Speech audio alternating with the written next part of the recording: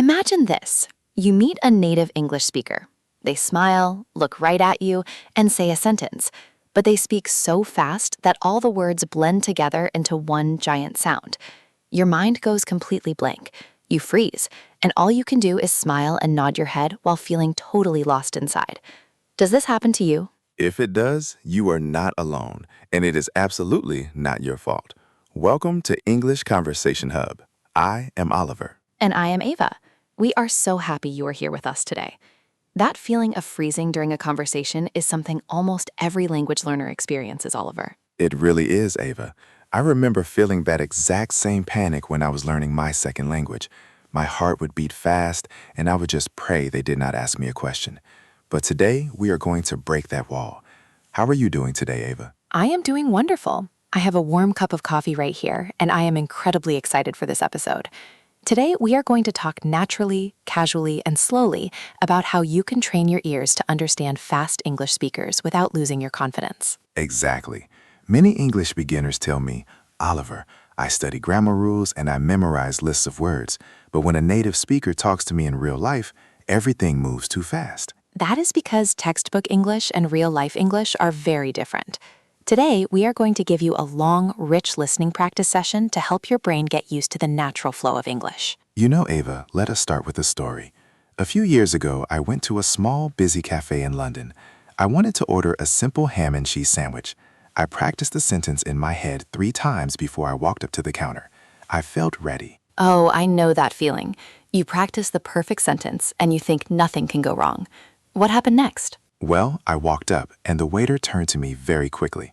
He did not say, "What would you like to order today, sir?" Instead, he looked at me and said, "What are you getting?" It sounded like one strange word. I just stood there, my mouth open, completely frozen. That is a classic example. Native speakers link their words together. They do not say each word separately like a computer. They smooth the edges of the words so they can speak faster and save energy. I had to go through the exact same process when I moved to a new city. It took me a long time to figure out how people actually spoke in daily life. Let us stop right there and explain that phrase to our friends listening at home. To figure out means to understand something or find an answer after thinking about it for a while. For example, you can say, I need to figure out how to open this digital map on my phone. It is a highly practical phrase for daily life. Yes, so I had to figure out that people were not being rude or speaking a different language. They were just using connected speech. For instance, instead of saying, "What do you want to do?" they say, "What do you want to do?" Once your ears learn to recognize those patterns, the speed doesn't scare you anymore. That is so true. After that cafe experience, I realized that listening to real, casual conversations is 100 times better than just reading grammar books. Books give you the rules, but conversations give you the music of the language. I agree completely. In real life, people also use a lot of short expressions to save time. Just yesterday, I was walking down the street to go to the supermarket. I was in a big rush because I needed to buy groceries before cooking dinner. Suddenly, I saw my neighbor, Sarah, walking her dog. I didn't have time for a long conversation, so I just smiled, waved, and said, "What's up?" Let us take a moment to break down this second phrase. The phrase, "what is up," is a very casual, friendly way to say hello or to ask how someone is doing. We use it mostly with friends, family, or people we know well. An easy example sentence is, "What's up, Tom? Are you ready for the football match?" It sounds much more natural and relaxed than saying, "How do you do?" Exactly. Sarah smiled back at me and started talking about her new puppy. She was so excited that she started talking incredibly fast. Words were flying out of her mouth. I missed a few specific words she used, but I didn't panic. I looked at her big smile, her happy hand gestures, and I understood the main idea. She loves her new puppy. And that brings us to one of the biggest secrets of listening comprehension. You don't need to understand every single word to understand a conversation. If you stop your brain to think about a word you missed 5 seconds ago, you will never catch up with the speaker. Let's explain that excellent phrase, catch up. To catch up means to reach the same position, speed, or quality as someone who is ahead of you. For example, if you are walking with a friend and you stop to tie your shoe, your friend keeps walking. You have to run a little bit to catch up with them. In listening, if you stop to translate a word in your head, the speaker keeps talking, and you have to struggle to catch up with the conversation. That is the #1 mistake beginners make. They treat listening like a translation test. They hear a word, they stop, they translate it to their native language, and by the time they look up, the speaker is already talking about a completely different topic. You have to learn to let go of the words you miss and just focus on the big picture. That is wonderful advice, Oliver. Another method that helped me tremendously when I was a beginner was listening to things that I actually cared about. If you hate politics, don't listen to the news in English. It will be boring and your brain will turn off. If you love cooking, watch videos of chefs making pasta. If you love travel, listen to travel vlogs. I personally love music, so I used to listen to English songs every single morning while making my bed and washing the dishes. Music is a beautiful tool for language learning because it has a rhythm and a melody. Sometimes you might listen to a song 20 times without understanding the lyrics, but then one day you were just walking down the street, the song is playing in your headphones, and suddenly you catch on to the meaning of the chorus. Let us explain catch on for our listeners.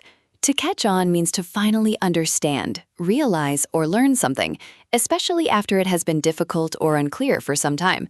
An easy example is, at first, using this new computer program was very hard, but now I am starting to catch on. It represents that beautiful aha moment in learning. Yes, those moments are the best, but you have to give your brain time to get there. You must be patient and gentle with yourself. When I first started watching English movies and YouTube videos, I always used subtitles. But here is the trick. I used English subtitles, not subtitles in my native language. That is a crucial point, Oliver. Let us talk about why that matters. If you watch an English video with subtitles in your own language, your brain completely cheats. Your eyes just read your native language, and your ears stop listening to the English sounds. You are essentially just reading a book in your own language while listening to English background noise. Exactly. But when you turn on English subtitles, a magical connection happens in your brain. Your eyes see the letters and your ears hear the sound at the exact same time. Your brain connects the written word to the spoken pronunciation. You realize that a word like comfortable doesn't sound like comfortable, but sounds like comfortable. Another incredible trick for beginners on YouTube is adjusting the playback speed. If a video feels too fast, you do not have to give up. You can go to the settings and change the speed to 0.75. It slows the voice down just enough to give your ears extra time to process the syllables without distorting the sound too much. That is a brilliant strategy. Try doing that for a week with a video you like. Then on the 7th day, turn the speed back to normal. You will be absolutely amazed at how much clearer the normal speed sounds to your ears. It is like training your muscles with weights and then lifting normal objects. It really works. Consistency is the secret ingredient. It is much better to listen to a clear English podcast for 15 minutes every single day than to sit down and study for 3 hours only on Sunday. Your brain needs regular daily contact with the true sounds of the language to build new pathways. Think of it like taking a daily shower or drinking water. It has to become a normal part of your routine. I used to practice passive listening.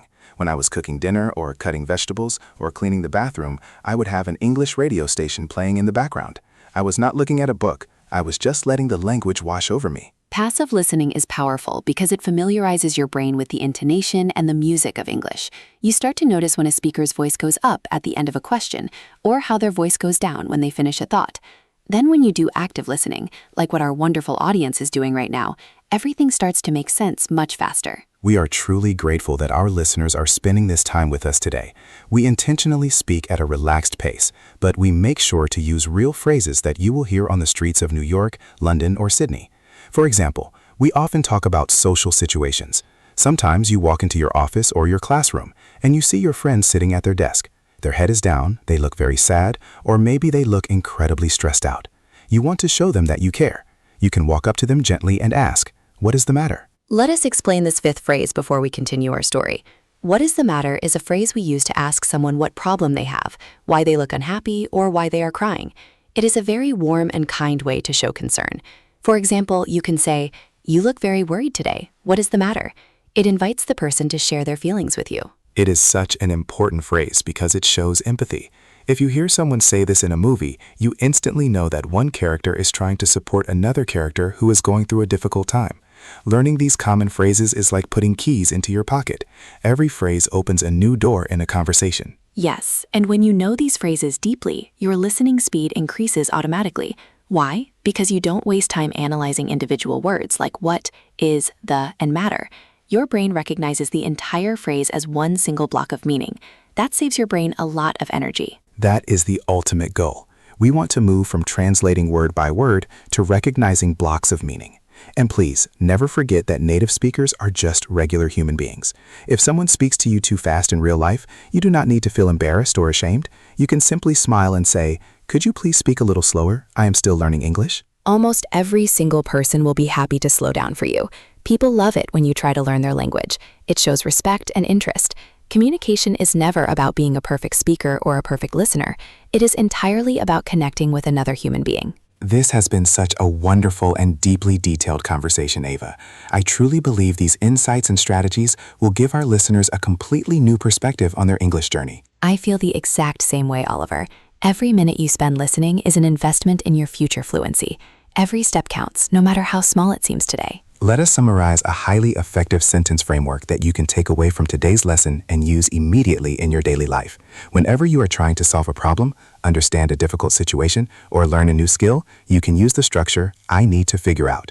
For example, you can say, I need to figure out how to improve my vocabulary, or I need to figure out the path to the train station. It is simple, clear, and incredibly useful. Now we have a very friendly and simple question for all of you practicing with us today. Please write your answer in the comments below. How many minutes do you practice English listening every day?